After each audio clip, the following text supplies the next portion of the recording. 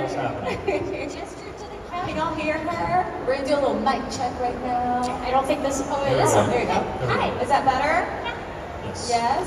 How are y'all doing? Very good. How are Very you? good. So nice to have you out here. I'm doing well. It's been a long day, but I'm sure it hasn't been as long as your day. It's been busy. It's been fun though. It's been so much fun. And when do you guys get in? Do you get in over the weekend? Thursday. Yeah. Pardon? When She do was you guys? asking when we got in, and now Oh, we have to inflict it on this it's, entire convention of people. Thursday, yes. Nice, awesome. And I'm sure you've been to Houston before, right? Or is it? Wait, is it a first time in Houston? No, I shot a movie here for 3 months, about 15 years ago. The sequel to Terms of Endearment, if anyone would like to. Yes. What's it called? It's called Evening Star. Oh, With Shirley yeah. I thought that was what a newspaper. And all the Nice. big movie stars. Sure. Cool. Oh, God. I love Houston. Can y'all hear me okay? I can barely hear you, by the way. Is there a monitor that will be? Maybe this is on. I don't know. I don't want to talk too loud because obviously the entire convention I know. hear us, which Just is making sure. a choice. Okay, I think something's a little better, maybe. Okay, so I always love to start these panels by kind of going back in time a little. So tell us a little bit about you. Where are you from? What were you like as a kid? Rachel? I was kind of a shy kid. Didn't come out of my shell till a little bit later. Started acting when I was about 14. Got very lucky, like early on. My first movie was called The Babysitter's Club for.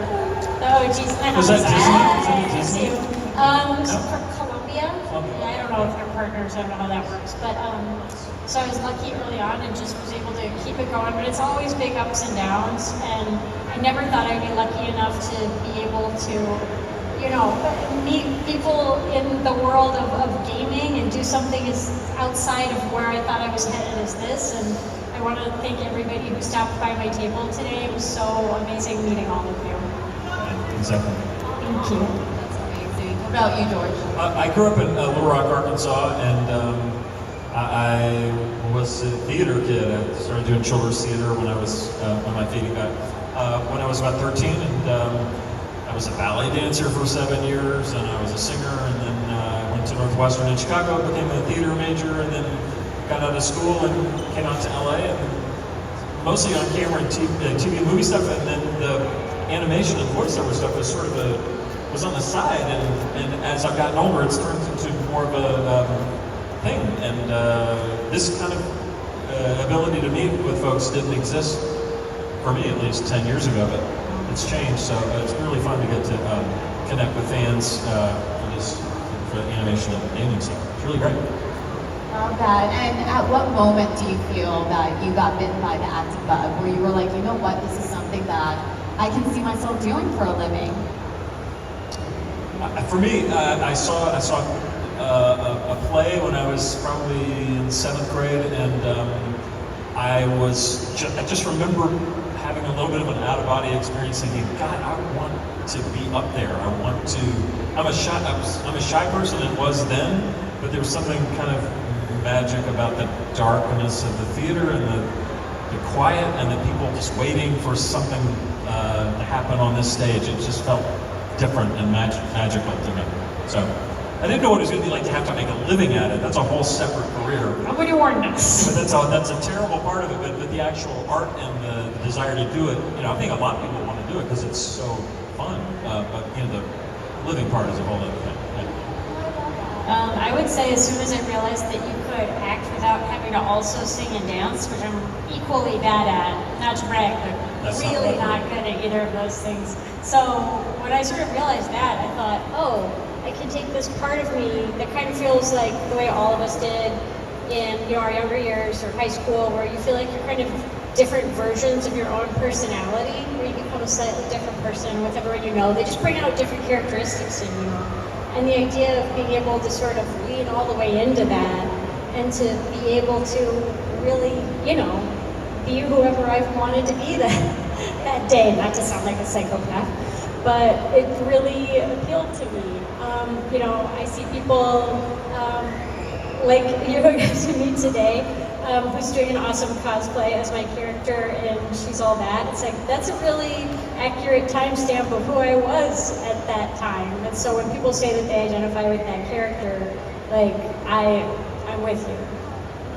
No, and absolutely. And something else we're gonna do, and I want to let y'all know, we're gonna do Q&A with I guess anyone who has a question, you can line up. The floor is yours. There's a mic right there, so feel free to start lining up. And with that being said, something else that I love is hearing that you guys were shy, because ironically I was too. So isn't it crazy that we're here talking on microphone? It's perfect. It's weird, isn't it? Alrighty, well, we have our first question. Hello, what is your name? Hello, my name's Diego. I think I met both of you guys yesterday. Yes, good to see you.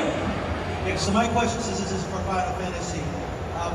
What is your most favorite line from one of your characters, or from Sephiroth and Tifa? What was your most favorite line doing?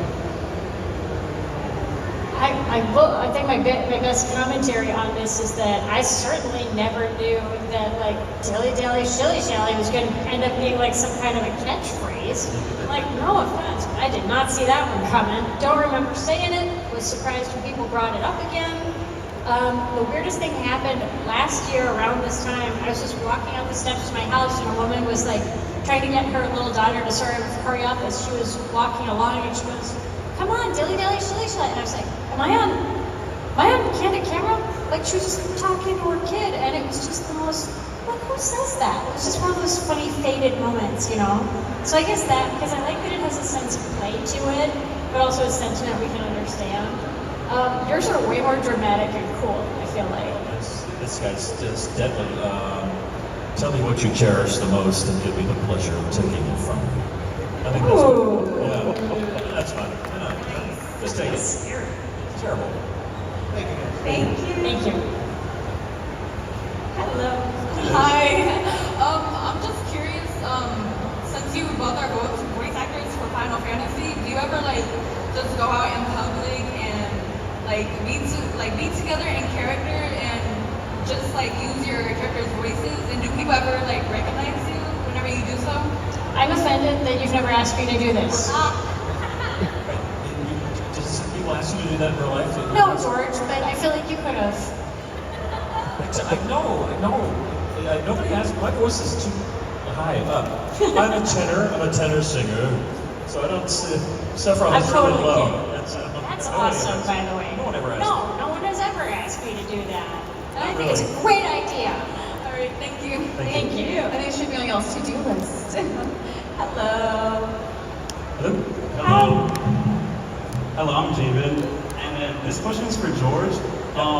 In Sephiroth's voice, can you say dilly dally shilly shally, please? Do it. Dilly dally shilly shally. Barely. Dilly dally shilly shally. Dilly dally, shilly shally. Thank you so much. That was good. It's really good. Can't come for my job, George. Somebody else already did that. Hi. Just kidding. So my question was, as Sephiroth's voice actor, what is your perception of his actions? Do you think he truly believes what he's doing is right with Amako?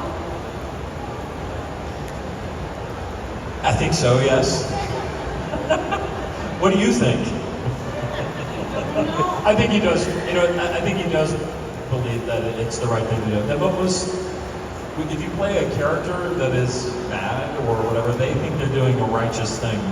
They don't ever think they're evil. You I know? just think he's more psychological. I agree. I mean, he's got a very complicated backstory. Let's be honest. Thank you so much. Hello, Kelsey. Hello, and to answer your question from Yes. a minute ago, yes, I've come more to agree that Sephiroth does believe he's doing a genuine good for the world. I think so. Yeah. He's just misconstrued it. Misconstrued. It's misunderstood. He is very terribly, I mean, Sephiroth just has a really tragic backstory. I mean, most of them do, actually. Right. Yeah. Tifa even has a really tragic past on her own, and that involves a lot of terrible things that Sephiroth did to you. Well, sorry. We're speaking again. But my question is, I know how difficult the lip sync it was for you guys. For most of the time that you were there on the projects that you were, so what was the most difficult moment that you had to try to lip sync to? And especially with that kind of deeper Sephiroth voice that you use, that can't be easy. You go first. It's interesting the way the process goes, because obviously we're not the originators of these characters, and we have an allegiance to honor the original performance, which was carefully crafted. So in order to do that, they match something called lip flaps. So they play the original line so that you get the sort of compression, intensity, the meaning is written out in Japanese. And then if they, you record it, they sort of, say action, or you just hear a tone and go. And you'll do 3 in a row, and then they go, thank you, and then there's silence for about 2 minutes while they confer about which take they liked and if it's matching, because they don't know exactly what it's going to look like. They can take their best guess, but they're not playing our characters, so they don't know exactly if it was gonna fit. So then they get an idea of if it's going to fit, and then they do tonal adjustments or occasionally even line changes to make sure that it's accurate for you guys. And then they come back to us after a while, sometimes a short while, sometimes 4 minutes, and we do it again. Sometimes just performance variation, and sometimes with a different line. That's the process. I think sometimes the Japanese translation into English didn't really track. And something that would be sort of active in the Japanese didn't translate into English, so that was hard to kind of match the energy to the actual English word. Right? Thank you for answering that question more accurately. Yeah, well, no, but for me, especially, I had a lot of fight stuff. You had a lot of fight stuff too, I guess. There's a lot of fight. Yeah. They always had to do my fight stuff at the end of the day. Yeah. I'm sure you lost your voice a Oh lot God, doing always. that deep tone. Yeah. Thank you. Great question. Hi. Hello. My name's Anthony. I had a question for the both of you. So you guys know how they have Resident Evil and God of War and Fortnite? When are we getting Final Fantasy characters in Fortnite? I don't know. They recast everybody. We're sort of the OG cast, so the new Final Fantasy, we're out of the loop there. So. But I really hope it shows up on Fortnite, because my son started playing Fortnite. Oh. I think that was the question. Yeah. Sorry. I hope so. We will just be able to have some representation. Yeah, that would be on great. that platform. That would be great. That'd be great. Thank you. Hello. Hi, my name is Ariel. This question is for Rachel. How was it filming She's All That? Like the whole era? Just because I really love that movie. It's one of my favorite movies. Thank you so very much. I so appreciate that, Ariel. You look great, by the way. I love your outfit. So good. It feels like such a long time ago. The weirdest thing about shooting in LA is that it's so uncommon that I go to sleep fearing that I'll forget to go to work. Because it's just so bizarre to be at home and going to a job. I was a teenager who had worked on mostly independent movies, with the exception of a couple, mid-sized studio films, and so I wasn't used to anything making a big splash. It felt like a very cool job to have, but not like something that was gonna be, I don't know, massive or known about or anything like that, even for a blip of time. And it's still a surprise to me how many people have seen that movie and that we're talking about it right now, right here in Houston, of all places. And Freddie and I are still friends. That's been a great gift to my life. And yeah, we're talking about reuniting in various ways in the future, which makes me really happy. Ooh, yes! So many claps. I love that. Thank you so much. Thank you. We got Leigh here. Hi. Hello. Good to see you again. Hi. That's right. You're seeing one get it wrong. I'm sorry. I had a question for Rachel. I was wondering if you still have any of the props from Josie and the Pussycats, or She's All That? Yes, as we were talking about briefly, I have the original glasses actually from She's All That. My ex-boyfriend picked them up from someone who worked in the props department, was selling them online. And he was like, "You should have these." But I lost the Disney certificate, so I know. But they're weirdly small. I guess my head was growing. Don't know why, but I have those. And I have some ears from Josie and some of the costumes, which are, yeah, pretty spectacular. I wore one of the gold suits for Halloween one time, and I spray painted like a kid's shovel gold, and I was like a gold digger. It was pretty, I thought fun. But no, it would be pretty weird of me, I feel like, to try to muscle back into one of them and walk around. I think I would feel really sad. Oh, you should wear it here. Thank you. And this is, I love your cosplay again. You look so good, Madison. Thank you. Hi Rachel, hi George. My name is Jordan. I have a question for both of you. I'm big fans of your work, George, you from Scandal, and Rachel, you from Josie and the Pussycats. Do y'all have any memorable moments from those sets that are like your favorite moments, like days that will never leave your memory that you'll always remember? Tell stories from Scandal. I remember during the table read for Scandal, I don't know if many people watch the show, but it was I think at the end of the first or second season when this really evil guy named Joe Morton, who played the head of B613,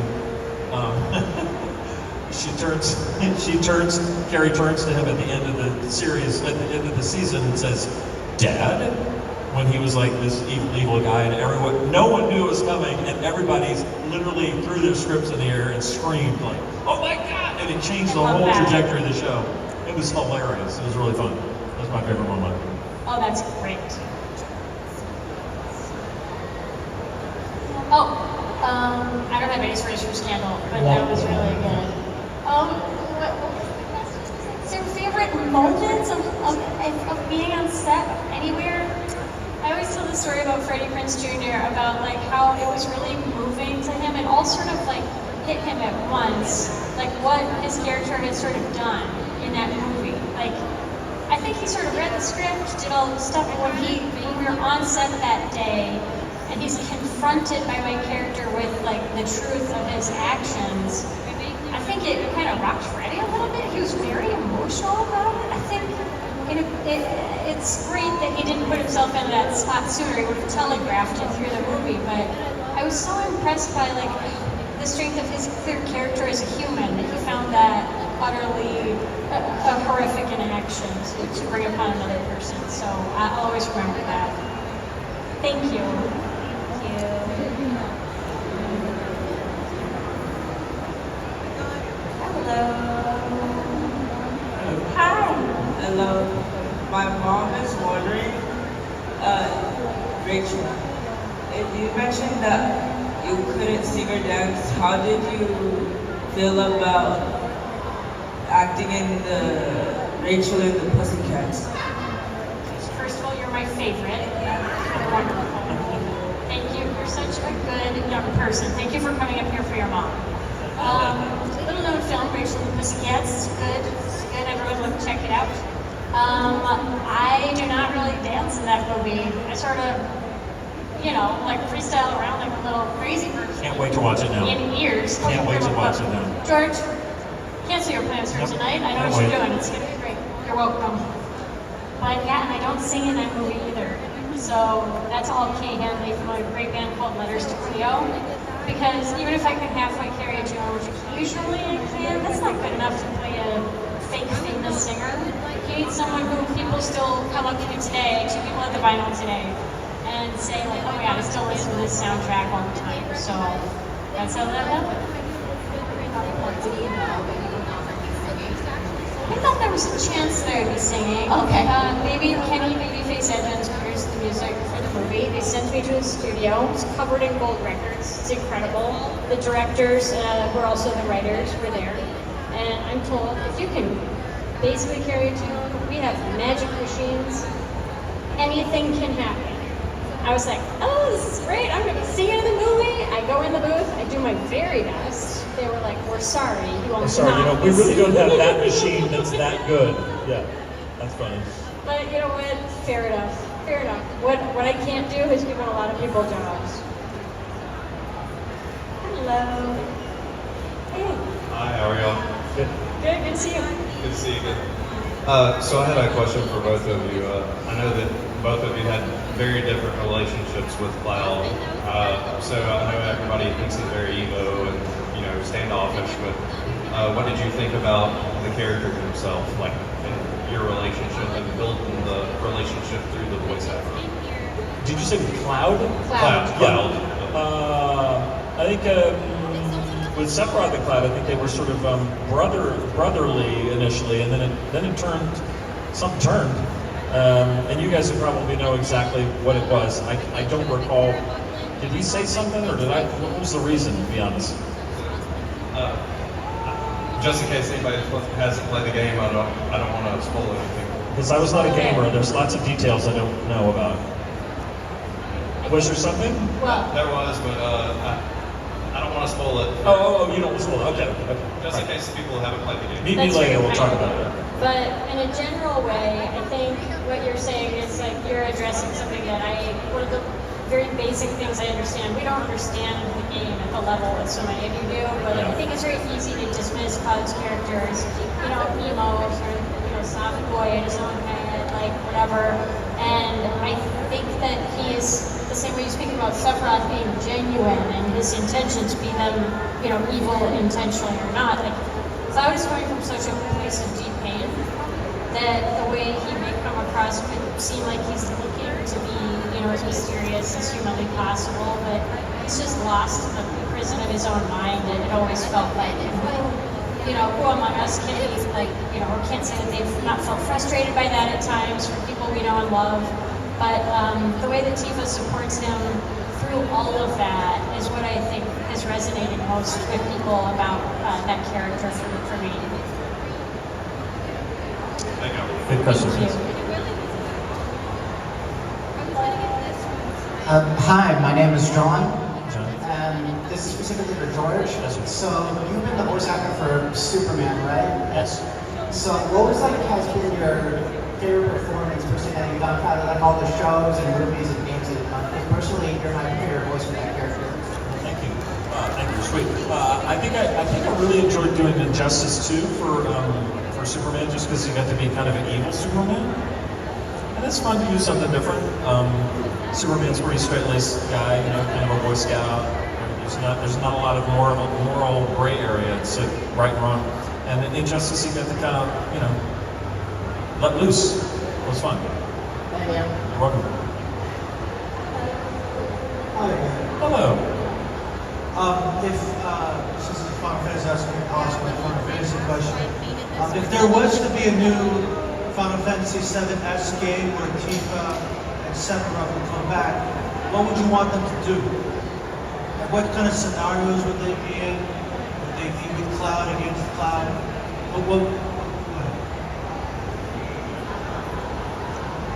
I'm pretty sure it would be explosive. Yeah. It would be, You, me, Cloud, a lot of things could be resolved. That's what I would like to see happen. Yeah.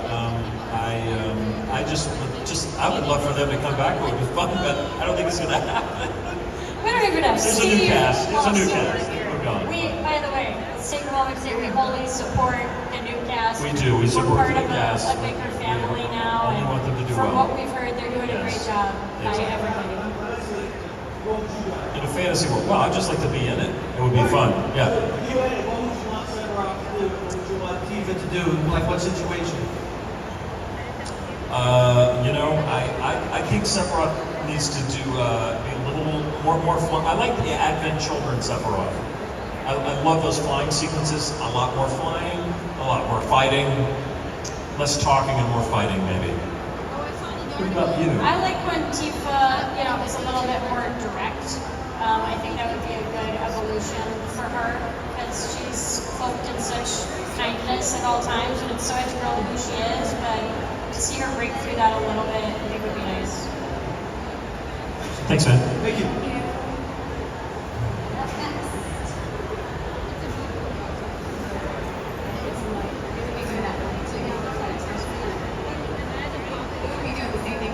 Moving the mic down.